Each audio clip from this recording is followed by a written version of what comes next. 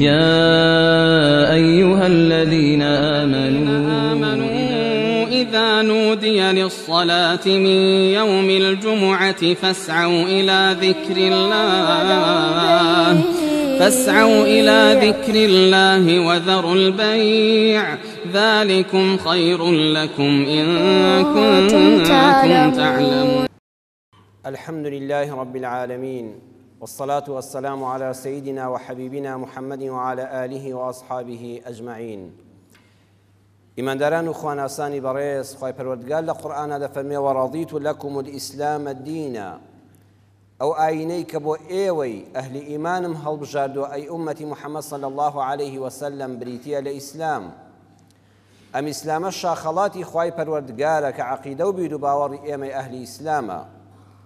خزمت کردنیش بو ئیسلامە واجبی سەرشانی هەر یەکێک لە ئێمەیە. پێغەمبەری ئەکرەم صلی الله عليه وسلم فەرموویەتی بەلیغوا عنی وەلەو ئایە، بگەێنن لەم ئیسلامەتیە لەلایەن منەوە بە ئومەتەکەم هەر یەکێک لە ئێوە هەوڵ بدا گەیاندنی ئەم ئیسلامە بخاتە ئەستۆی خۆی، ئەوەی کەوا لە منەوە وەریگرتووە بیگەێنێ بە کەسانی تر ئەگەر ئایەتێکی قورئانیش بێ. ئەم فەرمودەی پێغەمبەر صلی الله عليه وسلم سێ حکمی تێدایە. تەکلیفە، بەلیغو، هەمومان پێویستە بەلاغی ئەم ئیسلامە بکەین، ئەوەی کە بۆ خۆت بیستوتە بیگەینی بە کەسانێک کە وەکو تۆ شارەزانین لەو بوارەدا. ئەمە تەکلیفی سەرشانی هەموو مسلمانێک و ئیماندارێکە. دووەمیان تەشریفە، عنی، واتە تۆ شەرافەتمەند دەبی، ڕێزدار دەبی بەوەی کە لە پێغەمبەری خوات بیستوە صلی الله عليه وسلم دەیگەێنی. سێمیان تەخفیفە، حکمی سێمیان تەخفیفە، واتە خوای گەورە پێغەمبەر صلی الله عليه وسلم ئاسانی کردووە وەلەو ئایە، ئەگەر یەک ئایەتیش بێ بە مناڵێک فێرکەی بڵێ الحەمد لله رب العالمین، ئەو ئایەتت گەیاندووە. جا کەسێ دە ئایەت دەزانێت، کەسێ دە سوڕەتی قورئان دەزانێت، کەسێ دە فەرمودە دەزانێت، تەکلیفەکەی گەورەتر دەبێ، تەشریفەکەشی گەورەتر دەبێ، خوای پەروەردگاریش ئەجری زیاتری دەداتەوە. گەیاندنی ئەم ئیسلامە چاگوایە لە ڕێگەی بەڵگە زانستیەکانەوە بێ. کەسانێک لە سەردەمی پێشوودا لە کاتی هاتنە خوارەوەی قورئاندا ڕەخنەیان دەگرت، دەیانگوت پەروەردگار خوای محەممەد صلی الله عليه وسلم لە قورئانەکەیدا باسی مێشولەی کردووە. هیچ شتێک بەقەدەر مێشولە لای مرۆڤ بێنرخ نییە. هەڵە فڵان کەس دڵی مێشولەیە، قیمەتی مێشولەیەکی بۆ دانانێم. بەڵام خوا لە قورئانە دەفەرمێ إن الله لا يستحي أن يضرب مثلا ما بعوضة فما فوقها. خوای گەورە شەرم ناکە کە لە قورئانەکەیدا باسی مێشولەیەک بکە یان گەورەتر لە مێشولەیەک بکە. پێغەمبەری خوا صلی الله عليه وسلم دەفەرمێت لو أن الدنيا تعدل عند الله جناح بعوضة ما سقى الكافر منها شربة ماء. ئیمامی ترمیذی و ئیبن ماجە حەدیثەکەیان ڕیوایەت کردووە. سەروەرمان صلی الله عليه وسلم فەرموویەتی ئەگەر ئەم دنیای ئێوە دەیبینن لە لای خوا نرخی یەک باڵە مێشولەی هەبوویایە، هاوشان بوویایە بە باڵی مێشولەیەک، معادلەی هەبوویایە بە باڵی مێشولەیەک، ڕێگەی نەدەدا خوای پەروەردگار کافرێک مشتێ ئاو لەم سەر زەویە بخواتەوە. ئەم حەدیسە پێویستە بە وردی لێی وردبینەوە کە باسی مێشولەیەکی تێدا کراوە.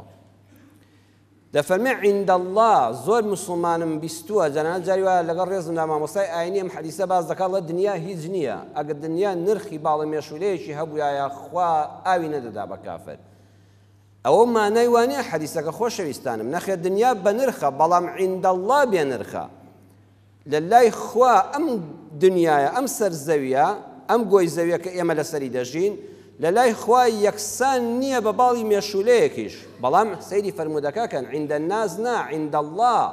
لە لای خوا، چونکە خوا ئەوەندەی مەخلوقات هەیە، ئەم گردونە ئەوەندە فراوانە،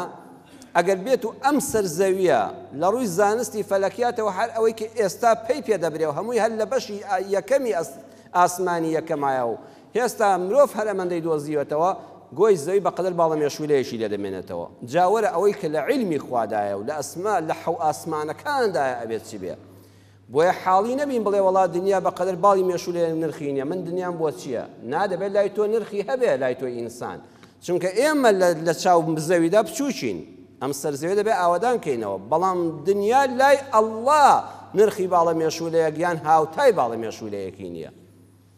بۆ وشەی مێشولە لە قورئانە باس کرا، بۆ لە حەدیسا باس کرا. ئێمە باسی گەیاندنی ئیسلاممان کرد. کەسێک دەڵێ قورئانەکەتان باسی مێشولەیەکی تێدایە، پێی دەڵێن ئەم قورئان و فەرموودەی پێغەمبەری ئێمە صلی الله علیه وسلم بنەماکانی زانستەکانی لەخۆی گرتووە. لە زانستی زیندەوەرزانیدا ئەگە تەماشا بکەی هەر ئەوەی کە ئێستا لەبارەی مێشولەوە تا ئێستا زاندراوە جیهانێکی سەرسوڕهێنەرە. ئەو سرە بچکۆلەی مێشولە کە ئینسان بە حاڵ بیبینێ 100 دانە چاوی پێوەیە. کەلەی سەری من و تۆ 2 چاومان هەیە، مێشولە 100 چاوی هەیە بۆ بینین. لە ناو دەمی مێشولەدا 48 ددان هەیە. دڵی ئینسان یەک دڵە، مێشولە 3 دڵی هەیە. قەلبێکی مەرکەزی لە ناو سینەیدا کە خوێندا بەش دەکا، هەردوو باڵەکەشی هەر یەکەیان مەشینەی تایبەتی خۆی هەوە، دڵی تایبەتی خۆی هەیە. هەر وەکو بۆ زانایان دەڵێن ئەوەی لە فڕۆکەدا دروست کراوە ناگاتەوەی کە لە مێشولەدا هەیە. هەر باڵێکی یەک دڵی تایبەت بە خۆی هەیە، دڵی مەرکەزیشی هەیە، واتە مێشولە 3 دڵی هەیە. بەهۆی جیهازی گەرمی پێوەوە شتەکان دەبینێ. لە شەوێکی ئەنگوستە چاودا کە ئینسان بەرپێی خۆی نابینێ، مێشولە دەدۆزێتەوە پێتەوەدا،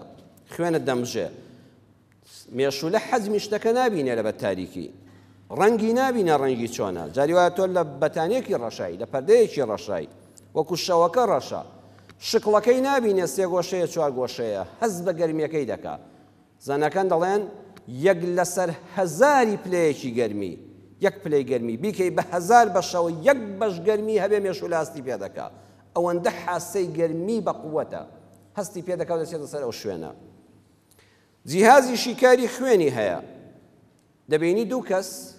لە شوێنەکە لە تەنیژیەکەوە ڕاکشاون و خەوتون، یەکیان تا بەیانی ئەگەر ئەو شوێنە مێشولەی لێبێ خەوی لێ ناکەوێ، هەر دەستی بە جەستەی خۆیەوەیەتی. یەکیان دەڵێ وەڵای 1-2 جار هەستم پێ کرد، زیاتر هەستم پێ نەکرد. ئەوە هۆکاری چییە؟ مێشولە هەموو خوێنێک ناخوا. یەکەم جار سرنجێکی لێ وەردەگرێ، تەحلیلی دەکا لە ناو مێشکە، فەحسێکی دەکا، ئەگەر ئەو خوێنەی بەدڵ بوو ئەمجا دەست دەکاتەوە بە مژینی داهاتوو. ئەگە بەدڵی نەبوو وازی لێ دێنێ. بۆیە زۆر کەسێ بە مێشولە قەڵس نییە، ئەوە خوێنەکەی بۆ ئەو نابێ، زۆر کەسی شەیە وازی لێ ناهێنێ. مێشولە خورتومێکی هەیە، جیهازێکی هەیە کە خوێنی پێدەمژێ، 6 چەقۆی پێوەیە، 4یان برینێکی 4 گۆشە لەو شوێنە دەکات، دەبێ قوڵی کات تا سەر دەماری خوێنەکەش، بە دوانیشان لولیان دەکا و سرنجەکە خوێنەکەی پێدا ڕادەکێشێ. خوای پەروەردگاری جیهازێکی پێبەخشیوە پێش ئەوەی کەوا ئەم برینە بکاتە جەستەیتەوە بەنجل لێ دەدا. یەکەم جار ئەو شوێنە بەنج دەکا، بۆیە هەمیشە کاتێک کە تۆ بە شوێنێکت دەکێشی مێشولەکەی لێ نەماوە، ئەوە بەنجەکە خاوی کردوێتەوە. یەکەم جار بەنجی دەکا، ئەمجا ئەو برینە دەکاتە جەستەوە، ئەمجا بە ئیسراحەتی شوێنەکە دەمژێ. هەروەها ئەو خوێنە بەو بۆریە باریکەدا دەبێت سەرکەوێ. خوێنیش معلومی جەنابتانە کە لە جەستەهاتە دەرەوە بچووک بوو یەکسەر دەمەیە، بۆیە لەگەڵ هەڵمژینەکەدا مادەیەکی شتێ دەکا خوێنەکە بە شلی دێڵێتەوە، ناهێڵە بمەیە و نەگاتە معیدەی. ئەمە هەمووی لە یەک مێشولەدا پەروەردگار کۆی کردوێتەوە. لە قاچەکانیدا 2 شتی خوا پێبەخشیوە. چۆن ڕافیعەیەک دەبینی، جیهازێک دەبینی تایی لە ژێرە، کاتێک کە شتێک بەرز دەکاتەوە، تایەکانی بەرز دەکاتەوە، ئاسنێکدا دەبەزێنێ بۆی تایەکانی قورساییان نەچێتە سەر. هەر لە ناو مێشولەدا خوای گەورە ئەو جیهازەشی دروست کردووە. مەخالیبی هەیە، نینۆکی هەیە، چنگی هەیە، وەکو هەڵۆ ئەوانە کاتێک کە بەسەر شوێنێکی زبرەوە نیشتەوە ئەو قاچانەی دەردێنێ. کاتێ بەسەر شوشەیەکەوە نیشتەوە ئەم جارەیان مەحاجمی هەیە، لەزگەی هەیە، هەر لەسەر شوشەی لوسیش دەوەستێ، ئەو تایانەی کۆ دەکاتەوە تایەکانی تری دەردێنێ، بۆ ئەوی لەسەر شوشەیەکیش بوەستێ، هەر وەکو لەسەر شوێنێکی زبر دەوەستێ. کاتێک کە ئەمە بۆ ئینسانێک باز دەکەی، دەڵێ قورئانەکەی من بۆیە پەروەردگارم کە خالقی ئەم مێشولەیە هەر ئەو زانیوێتی، ئەینە زمانی پێغەمبەر صلی الله علیه و سلم هەتا ئێستاش خەڵکانە کوا زانستیان لەسەر مێشولەیەک هەیە. ئێمە ئەم وتارانەمان هەن، بەڵام ئەوەی کە ئیسلام زیاتر بڵاو دەکاتەوە بریتیە لە ئەخلاقی جوان، کە بەبەستی وتارەکەمان لەسەر زنجیرەیەکی ڕابردوو ئێستاشدا ئەوەیە ئێمە ئەمڕۆ کۆمەڵگەی موسڵمان پێویستیمان بە ئەخلاقێکی جوانە، بۆ ئەوەی ئەم دینی ئیسلامە بە ئەخلاقە جوانەکانمان بگەێنین بە خەڵک. ئەینا خەڵک زۆربەی کات زۆر وتاری جوانی بیستووە، کاریگەریشی کەم بووە. پێغەمبەران سەلامی خۆیان لەسەر بێ، بۆ ئەوەی کە ئەوان کردیان بە 1000 دوعات و بانگخواز و مەلا ناکرێ، لەبەر ئەوەی فعلوا بسلوكهم ما قالوه بألسنتهم ئەوەی بە زمانیان دەیانگوت لە کرداریاندا ڕەنگی دەدایەوە یەکسەر کاریگەری لەسەر دڵی خەڵکی دەبوو. إمام ابن القيم رحمة خوالي بدأ فرمي الدين كله خلق فمن زاد عليك في الخلق زاد عليك في الدين. دين هموي أخلاقا هر کەسێ لە ئەخلاق و ڕەوشتە پەسند و جوانەکاندا لە تۆ باڵاتر بوو دڵنیابە لە تۆ دیندارترە. ئێمە هێستا ئەو فەهمەمان هەیە لەگەڵ ئەو پەڕی بە قووەتی نوێژ و عیبادەت و زیکرەکان و شەو نوێژ و ئەمانە بۆ پتەوبوونی دینی ئیسلام بۆ دڵی ئینسان. چونکە ئینسان بەبێ عیبادەت وەکو درەختێک وایە چەندە بەهێز بێ کە ئاود نەدا سیز دەبێ وشک دەبێ. ئەم عیبادەتانە ئاوی ڕووەکەکەن. بەڵام ئەخلاقەکان بریتین لە پەل و پۆکانی چەندە ئەخلاقت بەرز بێ ئەوەندە دیندارتری. ئەخلاقی ئینسانی موسڵمان پێوەری بریتیە لە دینداری و لە خواناسیەکەی. زانایەکی ڕۆژئاوایی لە بەریتانیا موسڵمان دەبێ قسەیەکی زۆر بەهێزی هەیە ئەم زانایە دەڵێ دڵنیام لە ماوەیەکی دووردا هێشتا جیهانی ئیسلام ناگاتەوە جیهانی غەرب لە تەکنەلۆژیادا. مەدایەکی زۆریان لە نێواندایە ئەو پێشکەوتنەی غەرب بەخۆیەوە بینیوە لە ڕووی زانستی تەکنەلۆژیا و زانستەکانی سەردەم و فیزیا و کیمیا و ئەوانەوە. ڕۆژهەڵات زۆری ماوە جیهانی ئیسلام بگاتەوە بە غەرب. مەداکە زۆرە لە بینیاندا. بەڵام لكنني مؤمن أشد الإيمان أن العالم كله سيركع أمام أقدام المسلمين.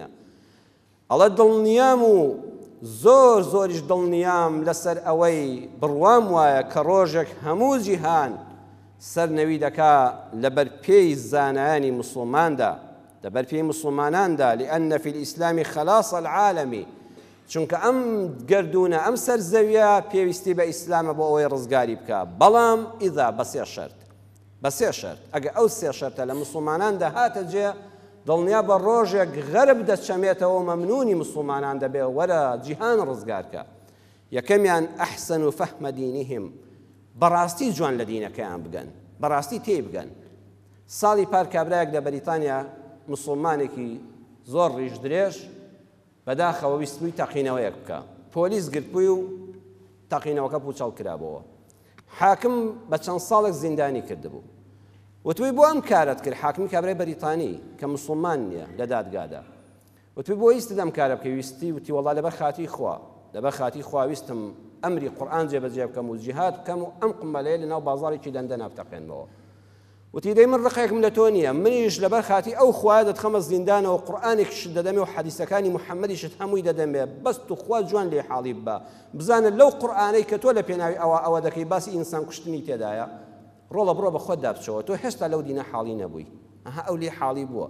وتی هەموو کتێبەکانی ئیسلامیشت دەدەمێ هەموو قورئان و حەدیسیشت دەدەمێ ڕۆڵی جان بڕۆ جارە دراسەیەکەی ئیسلام بکە بەخوا تۆ لێ حاڵی نەبووی ئەینا لە قورئان و دینەکەی محەممەدا باسی ئەوەی تیانێت لە جەرگەیەکی بازاڕە قمبەلەیەک بتەقێنێەوە خەڵکی بکوژی.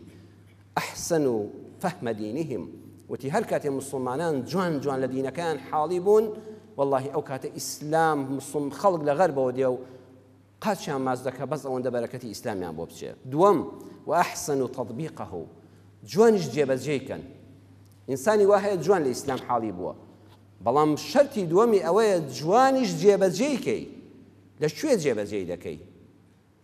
جێبەجێ دەکەی و چۆنی جێبەجێ دەکەی ئەوەش زۆر گرنگە. سێمیان وأحسن عرضه للعالم چۆن عەرزی دەکەن بۆ عالم چۆن نیشانی خەڵکی دەدەن خۆیان لێ حاڵی بن جوان لە خۆیانە تەطبیقیکەن. سێم چۆن نیشانی عالەمی غەربی دەدەن نەوەن خەڵکینە ئێمە ئەم گەوهەرەمان پێیە ئەم ئەڵماسەمان پێیە ئەم ماددە بە نرخەمان پێیە ئەم ئاوی ژیان و حیاتەمان پێیە ئێوەی تینوو وەرن بیخۆنەوە چۆن تەقدیمی دەکەی. تخوا کابرایەک ئەو پەڕی تینووی بێ کەسێکی ڕێزداری وەکو جەنابتان حورمەتمەیە بۆ ڕووی جەنابتاندا تینووی بێ کابرایەک پەرداخێکی حتا بڵی پاک و ئاوێکی شیرین و زوڵاڵ و ساردی پێ بێ بڵێ ها بڕۆ ئەوە بە قوزەڵ قورتکە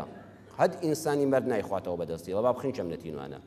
ئەبێت لە تەقدیمی ئەو ئاوە پاکەدا بەو تینووە ئەو پەڕی حرمەت و ڕێز بنوێنی فەرمووی لێ بکەی بۆی بچەمیەوە بزانی چۆنی دەدەیتێ. ئێمە جاری وایە ئەم ئاوی حیاتەمان پێیە بەڵام بە شێوازێک تەقدیمی خەڵکی دەکەین کە وەری ناگرێت بێ حرمەتی و بێ کەرامەتی قبول ناکات لە کاتی وەرگرتنی ئاینەکەدا. جاران سێ بلۆک هەبوو بلۆکی ڕۆژهەڵاتی کۆمۆنیستی کە خۆی خواردەوە لە ناخەوە هەڵتەکە ئێستا بلۆکی ڕۆژئاوا و ئیسلام ماوەتەوە ڕۆژئاوا سێ شتی هەیە ئەو غەربە ئەمریکا و ئەوروپای ئەمڕۆ زۆر زیرەکن لە سیاسەتە زۆر بەهێزن لە چەک و ئەسلیحەدا زۆریش دەوڵەمەندن لە سەروەت و سامان و پارەدا ئەم سێ شتیان هەیە زیرەکی سیاسەت دەوڵەمەندی مادە بەهێزی چەک و تەقەمەنی و ئەسلیحەی پێشکەوتوو کۆمەڵە شیعاریشیان هەیە دادپەروەری ئازادی دیموکراتی مافی مرۆڤ هەڵکەوتنی دەرکەوتن بۆ هەموو مرۆڤێک پیاوێکی ڕەشپێستی وەکو ئۆباما دایکێکی موسڵمان لە باوکێکی کەسێکی تر فرسەتی ئەوەی درایە مناڵێکی ئاوا خۆی پێ بگەێنێ و ڕۆژێ بێتە سەر کۆماری ئەمریکاش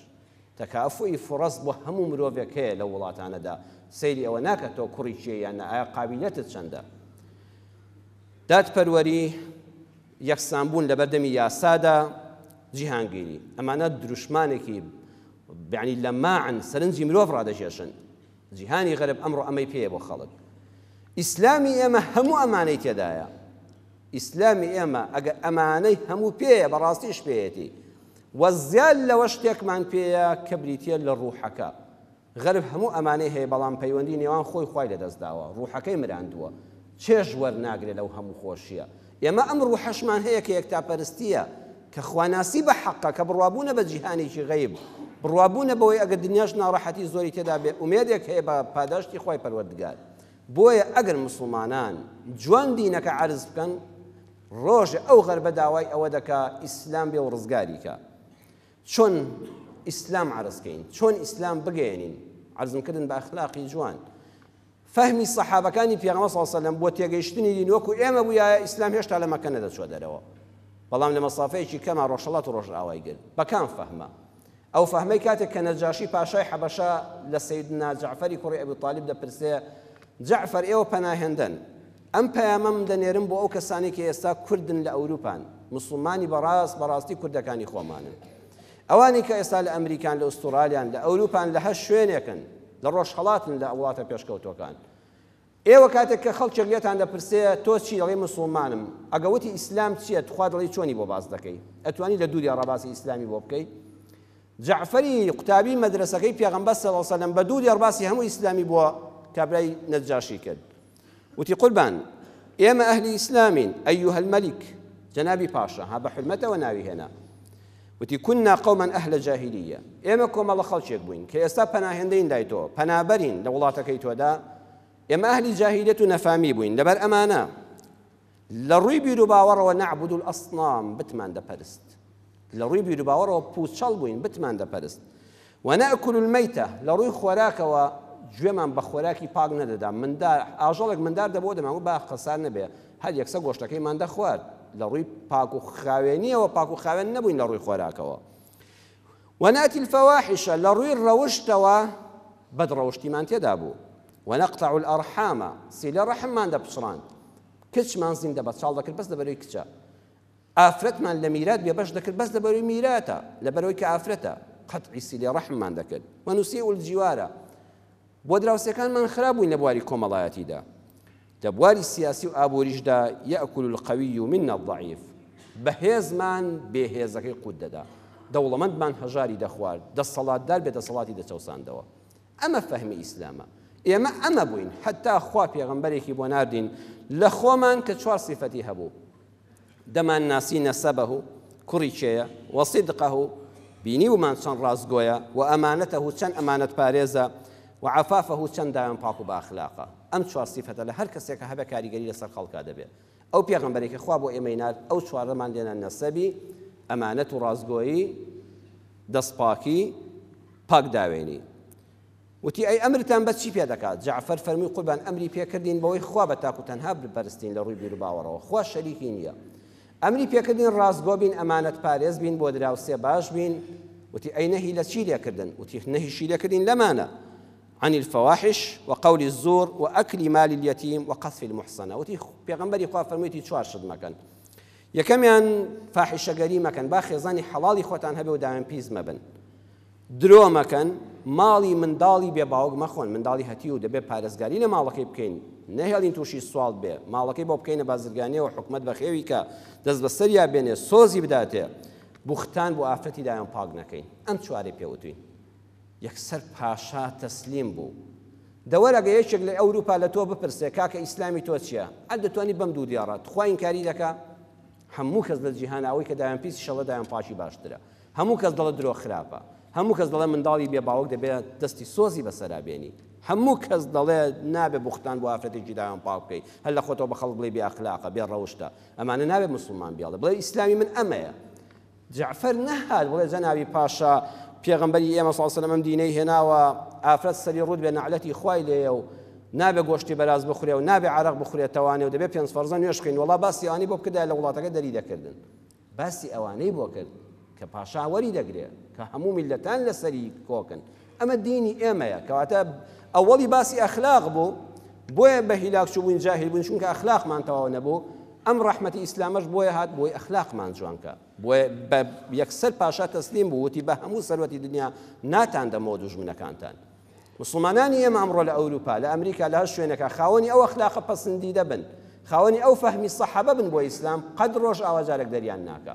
باوەشیان بۆ دەگرێتەوە سودمەند دەبێت لێیان مەداریسیان بۆ دەکاتەوە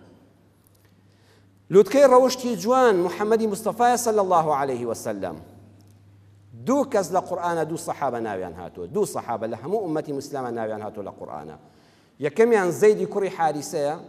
دووەمیان عیسای کوڕی مەریەمە چونکە عیساش ڕۆژێ دێتەوە سەر ئەم زەویە سەیدنا عیسا دێتەوە ئیمان بە محەممەدی مستەفا دێنێ بە پێی دەستوری ئەو نوێژ دەکات بە پێی دەستوری ئەو زەکات دەدا عەدالەت لەسەر زەویدا دەچەسپێنێ عیساش دەبێتەوە یەکێ لە سەحابی بۆیە گەورەترین سەحابە عیسای کوڕی مەریەمە سەلامی خوای لەسەر وەکو پێغەمبەرێکی ئولو العەزمی خوای پەروەردگارە ئەو دوو سەحابە لە قورئانە ناویان هاتووە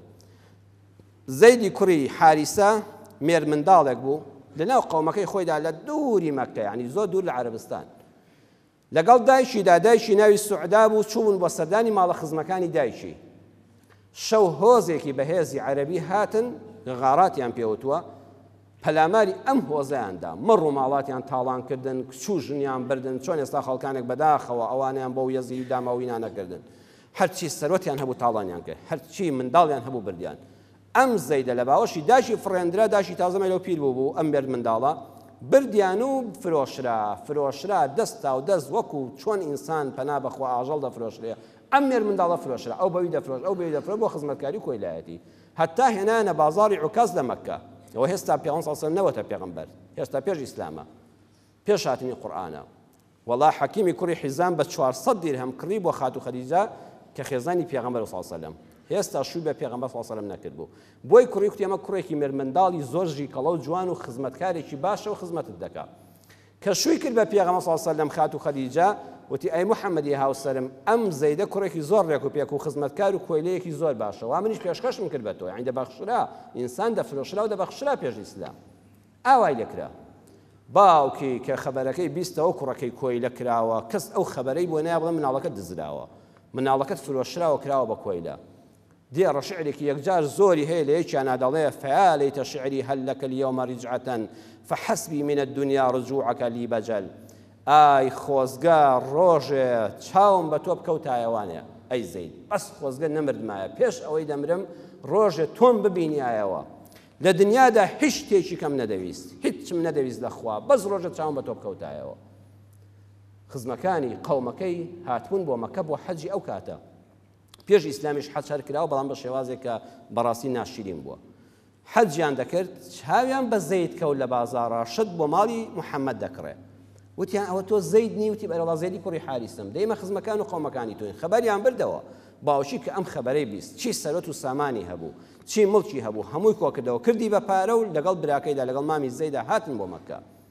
وتیان زەید لە چ ماڵەکە وتیان لە ماڵی محەممەدە چون وتیان محەممەد بیستمانە تۆ لە بەنی هاشمی بەڕاستی بە ڕێزدارترینی ناو قەومەکەتی گەنجێکی هەموو ڕیشسپیانی قەومەکەت متمانەیان پێێتە ئێوە قەومێکی بەڕێزن ئەو دەدەن بە حاجیانی ماڵی خوا دیل ئازاد دەکەن وەرە منەتمان لەسەر بکە ئیشێکمان پێێتەوە خۆمان خستۆتە ماڵەکەتەوە پێغەمبەر سان فەرمووی لەبارەی چیەوە وتیان ئەی محەممەد لەبارەی ئەوەوە زەیدی کوڕی حارسە کە ئێستا کۆیلەی تۆیە و لە ماڵی تۆدا خزمەتکارە ئەو کوڕی ئێمەیە و لەو غارەدا ئەو ساڵە بەدیل گیراوە و فرۆشراوە هاتۆتە ماڵی تۆوە تکایە چەندی جەنابەت پارە دەڵێ پارەی 3 کۆی لە 4 کۆی لە دەدەینە چەندی تۆ دەمت هەڵێنێ بەس ئەم منداڵم بدەوە ئەوە چاوم پێش شاد بۆ و لەخوا بەزیابێ نەمردم ئاواتەکەم هاتە جێ پێغەمبەر صلی الله علیه و سلم فەرمووی ئەی بۆ شتێکی تر نەکەین وتیان وەکو چی فەرمووی ئودعوه بانجیکەن بەبێ من بانجیکەن فخيروه اختیاری بدەنێ فإن اختاركم فهو لكما بغير فداء بانجیکەن منیش لێرە نەبم بانجیکەن بڵێ زەید ئەوەی ئێمە هاتوین بە شوێن تا تۆمان دۆزیوەتەوە لەگەڵمان ناوەرەوە ئەگەر لەگەڵتان هاتەوە لەگەڵ دایک و لەگەڵ مام و باوشیدا ڕۆیشتەوە بەبێ هیچ پارەیەک پێتان نافرۆشمەوە ئاوا گەردنتان ئازار بێ و بیبەنەوە وإن اختارني ئەگە منیشی هەڵبژارد و لای من مایەوە لەگەڵ ئێوە نەهاتەوە فوالله ما أنا بالذي اختار على من اختارني أحدا کەسێ من هەڵبژێرە بەسەر باوک و مامیا بە حیاتی نایدەمەوە دەستی کەس وتیان والله قسە لەمە جا بە ئینسافتر کوا دەبێ جا ئەگەر ئەو ئێمەی هەڵنەبژار والله بە هەل لای تۆ بێ قسە لەمە کوا باشتر دەبێ پێغەمبەری خوا صلی الله علیه و سلم بانجی کرد و فەرمووی زەید ئەوە چییە وتی ئەی محەممەد ئەی مامی گەورم ئەوە باوکمە فەرمووی ئێوە چییە وتی ئەوە ماممە فەرمووی منیش باش دەناسی وەڕەئەیتە مەحەبەتی لەک دەشزانی چەندم خۆش دەوی فاخترني أو اخترهما هیچ شەرم مەکە تۆ ئازادی تۆ کۆیلەنی ئازادی لەوەیدا باوکو مامت هەڵدەبژێری و دەڕۆیتەوە بەناو کەس و کار و قەوم و نیشتیمانی خۆت یان لە لای من دەمێنیتەوە بەبێ ئەوەی زەید یەک تۆزڕا بمێنێ و بیرکاتەوە وتی ما أنا بالذي أختار عليك أحدا أنت مني بمنزلة الأب والعم والله أي محمد هەرگیز تۆ بە کەس ناگۆڕمەوە تۆ لە شوێنی باوکو مامەم زیاتری بۆ من ئەخەمە زۆر گرنگە مناڵ کارێکی ئاوا چای بە باوکو مامی بکەوێتەوە لە خۆشییانە خێرا باوەشیان لێ نەدا و نەڕواتەوە بۆ لایەن چەندی خۆش بیستون باوشی هاواری کرد وتی وەی حەکەیە زەید هاوار بۆ تۆ هەی نەفەم أتختار العبودية على الحرية وعلى أبيك وعمك وأهل بيتك هەی نەفەم هاوار بۆ تۆ ئایا کۆیلایەتی بەسەر ئازادیدا هەڵدەبژێری ئایا لای پیاوێکی بێگانە دەمێنێتەوە وەکو خزمەتکار باوکو مامن لەوێوە هاتوون دایکت چاوەڕێیە خزم و نیشتیمان چاوەڕێتە نایتەوە بۆ لامان وتی نعم باوکە ئەرە والله بەڵێ باوکە إني رأيت من هذا الرجل شيئا ما أنا بالذي أختار عليه أحدا أبدا ئەوەی من لەم محەممەدە لە ڕەوشتی بەرز و ئەخلاقی جوان بینیمە لە نەرمونیانی و هێمنی و بەسۆزی لە ڕەحم و بەزەی و شەفەقەت و میهرەبانی لە هیچ کەسێکم نەدیوە و قەت ناتوانم بەجێ بێڵم و لێ دوورکەومەوە بەڕاستی ئەمە نیشانەی قیممەی ئەخلاقە ئینسانێک وا لە کەسێک بکەی لەگەڵ باوکیان نەڕاتەوە تۆ هەڵبژێرێ پێغەمبەری خوا صلی الله علیه و سلم دەستی گرت و فەرمووی با بڕۆینە دەرەوە هاتن لای حجری ئیسماعیل فەرمووی قەومی قوڕەیش خەڵکی مەکە بە شاهید بن إن زيدا ابني يرثني وأرثه ئەم زەیدە مادام ئەوەندە بە وەفا بوو منی بەجێنە هێش لەمە دووە زەید کوڕی منە پێی بڵێن زەیدی کوڕی محەممەد میراتم لێ دەگرێ و میراتی لێ دەگرم باوکی ئادڵی ئاوی خواردەوە وتی تخوا پیاوێکیش ئەوەندە بە وەفا بێ نەڵێ ئەمە کۆی لێ بڵێ کوڕمە میراتم لێ دەگرێ و میراتی لێ دەگرم خوا حافیز و بەجێیان هێش زەید هەرگیز پێغەمبەری بەجێ نەهێشت صلی الله عليه وسلم بەڵێ وترا زەیدی کوڕی محەممەد هەتا چوونە مەدینە و ئاەتی ئەحزاب ئودعوهم لآبائهم دەبێ هەر کەس بە ناوی خۆیەوە بانگ بکرێت نەک بە ناوی کەسێکی ترەوە با چەند ڕێزی لێگر پێ ئەمجا وترا زەیدی پێغەمبەر فەرمووی بڵێن زەیدی کوڕی حارسە بە ناوی باوکیەوە مەڵێن زەیدی کوڕی محەممەد خۆزگە ئەوانەی لە وڵاتی ئێمەشدا لە چەند ماڵاندا فلیپینی هەیە بەنگلادشی هەیە لە کچوو لە کوڕ خزمەتتان دەکەن خۆزگەی ئەوانەی کەوا ئەوانیان لە ماڵدان لە شەریکاتدان لە کۆمپانیادان ئەوەندە ڕێزیان لێ دەگرن ئەگە کە سوکاریان بێن بە شوێنیاندا بڵێ بەخۆی ئەرە بەجێ نەیاڵین چونکە ئەم خاوەن ماڵە ئەم ژن و پیاوە ئەوەندەم ڕێز لێ دەگرێ ئەم خاوەن کارە بە چاوی خزمەتکار سەیرم ناکە ئەمە پەیامێک بووە ئەو کەسانی کە خزمەتکار لە ماڵەکانتاندایە کە سوکاریان بژێڕنەوە بڵێ ئەم ماڵە موسڵمانە بەڕاستی من هەستم نەکردو خزمەتکارم هەستم کردو ئەندامێکی ئەو خێزانم وەکو مناڵی خۆیان سەیریان کردو ئەخلاق بەرزەکان کاریگەریان زۆر زیاترە لە دوو چینی تر لە خاوەن هێزەکان بەهێز دەتوانی خەڵک بێنێ شەڕ و کێفی خۆتەوە بەهێز دەتوانی بە توندوتیژی دەتوانی زۆر شت بە خەڵک بکەی بە وتار و بە قسەش دەتوانی کاریگەری لەسەر خەڵک هەبێ بەڵام ئەوانەی بەبێ قسە بەس بە ڕۆشتە جوانەکانیان کاریگەریان لەسەر خەڵک هەیە ئەوانە گەورەترن ئێمە لە کووردا باسی کەسێک دەکەین مامۆستا شەماڵی موفتی بە ڕەحمەت بێ مامۆستا شەماڵی موفتی کاتێکە لە بەغا دەگەڕێتەوە ساڵی 86 بۆ 87 لە سلێمانی بە حکمەوەی ئینگلیزیەکەی زۆر باش دەبێ ئەم پیاوە گەورەی ئیسلام کاتی خۆی لە مەدرسەی مەسیحیەکان دەیخوێن لە مەدرسەی ئەمریکیەکاندا خوێندوێتی ئینگلیزیەکی زۆر باش دەزانێت ئەو زەمانەش مامۆستای ئینگلیزی کەم بووە لە دواناوەندی بناری کچان و ئەعدادی تەمریز و ئەوانە دەبێتە مامۆستا لە ئەعدادیەکەی بناری کچاندا تەلەبە ئەوەندە ڕێزی لێ دەگرن کە دەبینێ ئەم قەت لە تەلەبەیەک تووڕە نابێ قەت قسەیەکی ناشرین ناڵێ قەت دارێک لە تەلەبەیەک نادا هەرگیز وشەیەکی نەشیاو ناڵێ بەزەیی بە تەلەبەدا دێتەوە گوێی بۆ دەگرێ ئەڵێ ڕۆژی مامۆستایان کە ڕۆژی مامۆستایان هەیە ئەو ڕۆژە کەم مامۆستا گوڵێکی بۆ چوو بێ مامۆستا شەماڵ ئەوەندەی دیاری قەڵەم و کراس و گوڵ و شیرینی لەلایەن تەلەبەکانیەوە بۆ دەهات تەلەبەکان لەگەڵیان هەڵدەگرت و سندوقی سیارەکە و ناو سیارەکەی پڕ دەکرد تەنانەت ڕۆژێکیان یەکێک لە تەلەبەکانی لە دواناوەندی بناری کچان لە دەرسی ئینگلیزیە کە ئیمتیحان دەبێ مامۆستا وەرەقەکان دەداتەوە زۆر خراپ دەبێت دەرەجەکەی هەر سفرە ئەڵێ کچی خۆم ئەبوایە هەر ڕاست و چەپ شتێکت لە خۆتەوە لێدایە باشتر بوو لەوەی هەر سفر وەرگری ئەڵێ وەڵڵی مامۆستای بەڕێز جەنابی مامۆستا شەماڵ ئەو ڕۆژە مامۆستا فڵان کەس مراقیبی ئیمتیحان بوو کە پیاوێکی کەسێکی شلگیرە هەر لە دەرگاکە وەستا بوو سەری نەدەکرد بە ژوورە کتێبی ئینگلیزیەکەشم لەبەر دەستا بوو لە ئیمتیحانی ترا زۆر بەدڵنیاییەوە قۆپیم کردووە کتێبەکەم دەرێنا بیکەمەوە مامۆستا ڕووی لە دەرێ بوو بەخوا لە 90 کەمترم نەدەیەنا بەڵام لەو کاتەدا وێنەی تۆم هاتەوە بەرچاو یەکسەر تەریق بوومەوە عەرەقم کردەوە لە دەرسی مامۆستا شەماڵی بەڕێزا قۆپی بکەم بەبێ ئەوەی تۆ لەوێبی بەبێ ئەوەی تۆ تاول لەسەرم بێ کە وێنەی تۆ هاتەوە بەرچاوم یەکسەر مشورکە بە لەشما هات عەرەقم شەرمەزاریم دەردا مامۆستایەکی ئەوەندە بە ئەخلاق ئەوەندە بە ڕێز ئەوەندە بە حورمەت چۆن دڵم دێ لە دەرسی ئەوە قۆپی بکەم کتێبەکەم پێوەدایەوە بە سفری تەسلیمم کرد تەنانەت دڵم نەهات وەکو سوکایەتی هەر لە خۆ ڕاست و چەپی لێدەم لەبەر حورمەتی تۆ سفر وەرگرم باشترە نەک ڕێزی پیاوێکی وەکو تۆ بشکێکە تۆ ئەوەندە بە ڕێزی ئەم ئەخلاقا ئەها چەند خۆشە مامۆستا ئاوا بێ لەگەڵ تەلەبەدا بەبێ لێدان بەبێ توند و تیژی چەند خۆشە مدیری دایرەیەک ئاوا بێ لەگەڵ مۆزەفەکانیدا کە لەوێش نەبێ بڵێ وەڵڵەهی شەرم دەکەم لە کارەکەم گەندەڵی بکەم چونکە ئەو پیاوە ئەوەندە ئەخلاق بەرزە ئەوەندە بە ڕێزە ئەوەندە بە حورمەتە ئەم وتارەش ڕەن بە هەندێکی مابێ بەئیزنی خوای گەورە لە باسی داهاتوودا گە خوای گەورە تەمەن باقیدا شتێکی تر لەسەر گرنگی ئەخلاق بنەماکانی ئەخلاق و ڕەوشتی جوان باز دەکەین یا ڕەبی خوایە ڕەوشتمان جوان کەی یا ڕەبی خوایە لە ڕەوشت جوانان حیسابمان کەی لە هەموو ڕەوشتێکی خراپ بە دوورمان کەی خوای پەروەردگار شیفای نەخۆشەکانمان بدەیت خوای ئەوانەی لەش بە ئازارن شیفایان بدەیت خوای پەروەردگار ئەوانەی دڵناڕەحەتن دڵیان خۆشکەی ئەوانەی نەخۆشی دەرونیان هەیە ڕەحمیان پێ بکەی ئیسلاحی حاڵی هەموو لایەکمان بکەی ئیسلاحی خێزانەکانمان بکەی ئەولادەکانمان بە ڕەحمەت کەی خوای ئەولادەکانمان علم و حلمیان پێ ببەخشی دیندار و خواناستیان کەی ئەوانەی مناڵیان نێ خوای پەروەردگار ئەولادی ساڵحیان پێ عەتاکەی ئەوانەی دەستکورتن دەرگای ڕزق و ڕۆزیان لێ بکەیەوە کوردستانمان لە بەڵاو مصیبەت بەدوورکەی لە ناویەکە تەبا و خۆشەویستمان کەی ڕێزدارمان کەی لەبەر چاوی یەکتر لەبەر چاوی یەکتری ناشرین نەبین سوکایەتی بە یەکتر نەکەین عاقبەتی ئەم کوردستانە و هەموو لایەکمان و هەموو موسڵمانان و هەموو جیهان خوایە بەخێر بجێڕی چی خێرە پێمان بەخشی چی شەڕە بە گەورەی خۆل لەمان لادەی آمين آمين والحمد لله رب العالمين يا أيها الذين آمنوا إذا نودي للصلاة من يوم الجمعة فاسعوا إلى ذكر الله وذروا البيع ذلكم خير لكم إن كنتم تعلمون